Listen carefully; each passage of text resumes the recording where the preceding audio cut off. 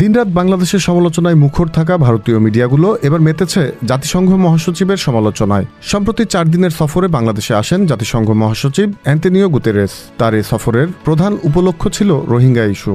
রোহিঙ্গাদের নিজ দেশে প্রত্যাবাসনের বিষয়েও কথা বলেন তিনি। রোহিঙ্গা ক্যাম্প পরিদর্শনের পর প্রায় 1 লাখ রোহিঙ্গার সাথে ইফতার করেন জাতিসংঘ মহাসচিব। এ ঘটনার পর ভারতীয় মিডিয়াগুলো তাদের খবরের শিরোনামে লেখে, বাংলাদেশে অরাজক পরিস্থিতির মধ্যে দেশটিতে পা রাখলেন জাতিসংঘ মহাসচিব। তিনি সেখানে রোহিঙ্গাদের মানবেতর জীবনযাপন নিয়ে দুঃখ প্রকাশ করলেও বাংলাদেশে অত্যাচারের শিকার হিন্দুদের নিয়ে তিনি কেন কিছু বললেন না।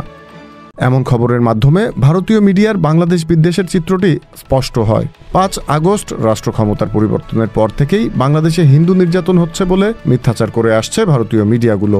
আদতে বাংলাদেশে এ ধরনের কোনো ঘটনা ঘটেনি। নেতিবাচক প্রচারণার মাধ্যমে অন্তর্বর্তী সরকারকে বিতর্কিত করে এদেশে আওয়ামী রাজনীতি পুনঃপ্রতিষ্ঠাই তাদের লক্ষ্য। Z news, Dhaka.